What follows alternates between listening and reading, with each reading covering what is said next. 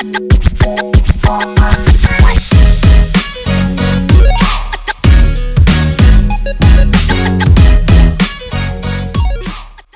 guys. Welcome to Gassy Mags. Gassy Mags, as I said on the first interview. So basically, I've got my guest here with me today. I'm not going to say her name because you'd rather me not. And she has had some cosmetic surgery. Wasn't done in the UK, was done abroad. Hi. Hi. Welcome to my podcast. So let's talk about your journey. Should we start off why you felt you needed this procedure doing? Why? Because I thought I'd been through part of the menopause and I'd been to literally Slimming Club. I've done every yo-yo diet there was to do and really nothing was happening. Okay. I'd lose a little bit and then put a bit back on. And then one of my daughters decided to have surgery in the UK. Okay. Not this August, gone the one before, and she paid £10,000. And when I saw the weight start dropping off her, I thought, I think this might be the way forward. And what size was you at that time, can I ask about? 22, 24. 22, 24. Okay. And have you always been them kind of sizes? No, I haven't. I think probably until I got into my mid-40s, I'd always averaged around a 14, 16. Okay. Before that, I've been on a mad yo-yo diet and lost weight before, but it soon came back on. Okay. As mums out there would know, as you get older, you put on weight. And the more children you have, you put on more weight. So basically, you put on the weight, you yo-yo in back and forth. Your daughter went and had the procedure done in the UK. And how did you hear about it, getting it not in the UK and thinking, did you do it because you thought, cheaper if I go abroad? 100%. How much cheaper?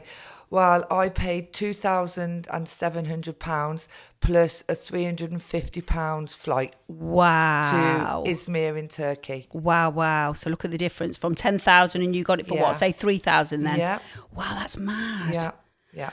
So did you do your research? Well, I went with one of my friends who's a little bit older than me. Okay. And she'd had a gastric band before. Okay. And had to keep getting it topped up. Yeah. And it just didn't work and she put all her weight back on. So she said after we watched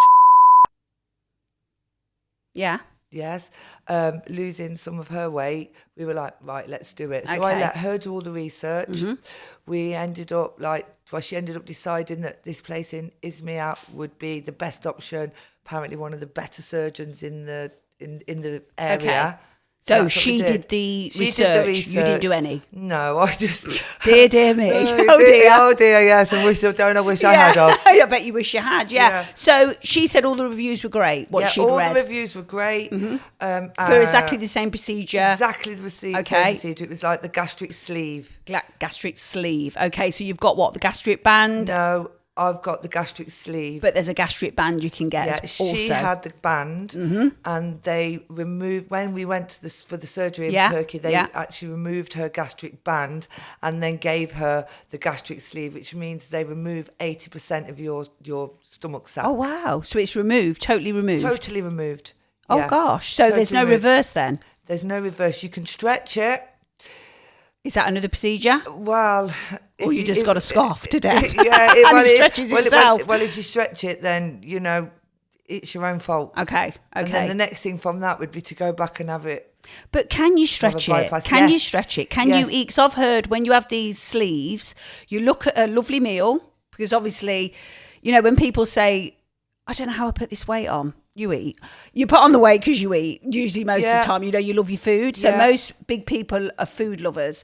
So if you've got this big plate of food, you've just had the sleeve done. Right. So what they do, they take out as well during the procedure your hunger hormone. You've got a hunger hormone. Wow. I can't actually remember the name of it, but it's actually in your stomach and they actually remove that as well. Did not know that. So what you tend to have is head hunger. So you want, you look and you think, I really want to eat that. But physically you can't, because then something what they call dumping happens. And that? It's like you literally feel like you're going to die. Wow. It's because you've had so much food. Yeah. Obviously, you've got this tiny tube of stomach now. You just can't do it. And you can't do it. And if you overeat, then it makes you sick. Wow, and you get like really hot mad. sweats, and you just have to lie down. Crazy. So let's go back to the procedure. So you booked your flights. Yeah. You and your friend are off to Izmir in Turkey. Is that correct? Turkey. Got there. What was the hospital like? Well, first of all, they said we'd get a private transfer for the two of us. Okay. And we get there, and it's like a minibus with like 7 of the women on it from different nationalities from all over the world. All going for procedures. Yeah. Okay. All go in, and they're dropping off, and then they pull up in this little back street, and we think it's some amazing like private clinic from what we've been told. And it was really like a public hospital, and they'd hired out a floor. Wow. To do these procedures. Was you scared? At this point... Or had you not sort of clocked it at this point? Well, at this point, we were a bit like, what is going on? Because we were like rushed through, given a COVID test. We were taken onto the ward. We were like separated into these 2, looked like a beautiful hotel. Okay. In there, like tellies in the wall. It looked like absolutely amazing. Cannulas in our hand and told to go to bed, and we'd be seen in the morning. Right, okay. So at this point, you're separated from your friend. No one to talk to. No. I take it. Just in this ward, sitting, waiting for the operation in like these in the private morning. rooms. Yeah. Okay, so morning time operation. Morning time came, and a team of people came out, all dressed dead casually, not the surgeon, right? Okay. And they basically said, right, we're going to take you down to have lots of tests. Went down, I think they did like a liver function test, bloods, heart tests, lung. Yeah, yeah. And then we were told to go back up to the ward. They said to my friend Dan and myself and a lot of the other women that we got sort of like in the corridor on the way through, what did they say? What did they say? Yeah. And they said, you know, like that some people have got like fatty livers, some people... They'd said the sleeve wasn't suitable. They might have to have a bypass. Oh, God, scary. Yeah, it was a little bit. And then I was first on the list. Oh, God. Would Typical. Have to be me, wouldn't it? Yeah, of course it was. And they literally came in and they said, right, put this gown on and off we go. And they said, you're going down and you're going to have, I think it's called an endoscopy. Okay. Where they put the camera Down your throat, yeah. Yeah. And have a look inside and so stuff. what they did, when we got down there, they put me to sleep for that. Okay. And when I woke up, I was like feeling really sick. Yeah, okay. And the next thing I know, they literally put me on the bed, like strapped me to the bed like Jesus. Wow. Feet together, arms apart. And they said, right, you're going in. And I was like all over the place because I was still sedated. Yeah, yeah. And they just topped up the sedation. The next thing I'm in, after that, all I remember is seeing the surgeon sitting there. He came in just before I had the op and he went, said his name and just went, like, said something in Turkish and off I went. Woke up and I was in agonising pain. Okay. Vomiting, blood. Yeah. Procedure done. Done. Okay, Back finished. up on the ward. Wow. And that's when it all started. Did any of them speak clear English? Were they totally foreign? The team of, I think these people are the ones that arrange your operation on the phone. They all spoke English. Okay. But the surgeon didn't. Nothing. Wow. And there was a few nurses on the ward that spoke English, but yeah. majority... Nothing. So it was like... So you've woke up now feeling shit. Being sick. Did you actually shit yourself? No, actually I didn't do that. So that weren't too bad. Yeah. But feeling absolutely violently sick, like screaming, help me, help me. Wow. So they came in and they gave me some morphine and I just went off to sleep. And I woke up then and I thought, I'm just going to die. Yeah. Scary. No one there. Any surgery. Yeah, any surgery. But at least in UK, you can say, excuse me, nurse, and the nurse will come over. They'll reassure you, blah, blah, blah. In somewhere out of the UK, you're not going to get that. No. You know, you're just going to be scared alone. And obviously, because you've gone with a friend as well, you probably thought you'd have her to sort of... Yeah. So what? Right, so let's go from that bit. So you've woke up, you're feeling shit. Basically, how long, hour-wise, was you left? They came in and they said, like, sip some water. Mm-hmm. Okay. Yeah, which obviously made me violently sick again. And I could hear, like, commotion in the corridor. And then I realised, I heard my friend's voice. And she was, like, in the room opposite me then. Okay. And then we were just really, like, left. Just left there. Just left there. So when do you feel that, was it the same day that you could get up out of bed and walk around? No. Okay. No. Then and it's called a little bit vague because I was sedated and morphined out. Yeah. And when I actually came on, there was a nurse stood there, no gloves, checking my cannula, and no gloves on. No gloves. Shocking. And I thought, and I couldn't, and I said to her, "Where's your gloves?" And she looked at me and went, "It's okay," like this. Yeah. And then they brought round this. All I can describe it is like 3 ping pong balls or 4 ping pong balls with a straw, and I couldn't get what they wanted me to do, and they wanted me to blow. They're testing your I forgot what they call it. There's a name for it, isn't there? That you blow into it to see. And you had to like get these balls to rise. Yes. Oxygen. They were seeing what your oxygen was like. Yeah. Oh, very good.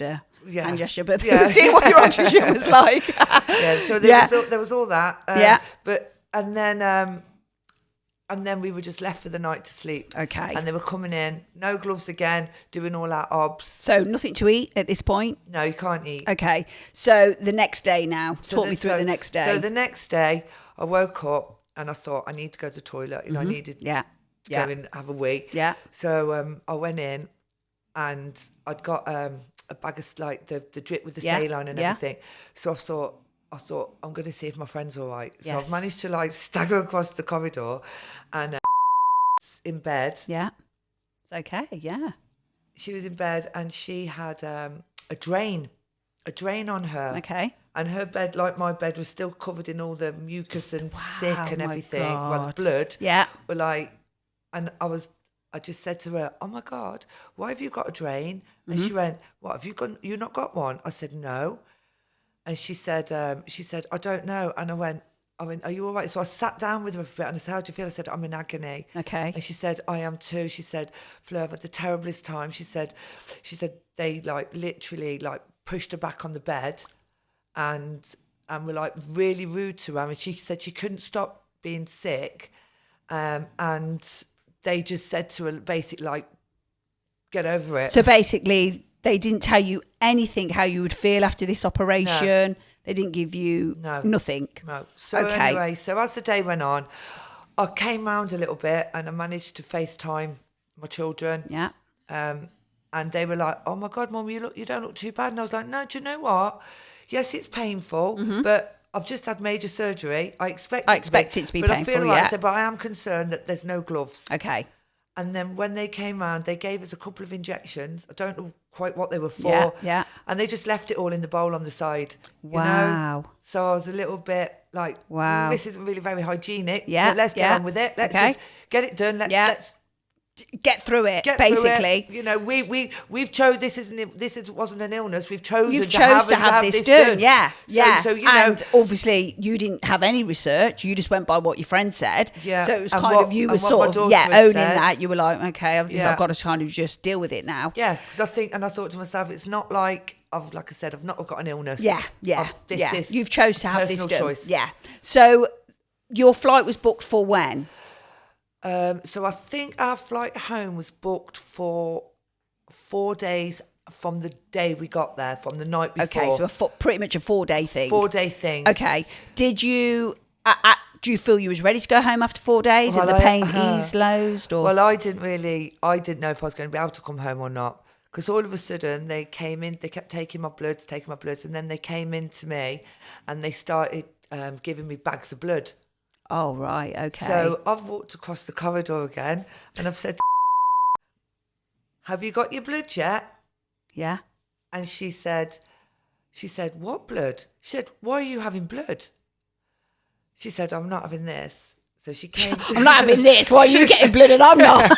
But she was concerned then. She said, "Well, they're not going to be giving you blood for no reason." Yeah. So she's come back across the corridor with me and sat in the chair. She said, "Get into bed." She said, "Something's not right." Okay. Anyway, then this team again, this like beautiful dress, like glamorous girls team, and this like, I think he must have been like Swedish or something, lad came over. Yeah. And he said, "Oh, this is really common. You've got a little bleed." Where did you have the bleed?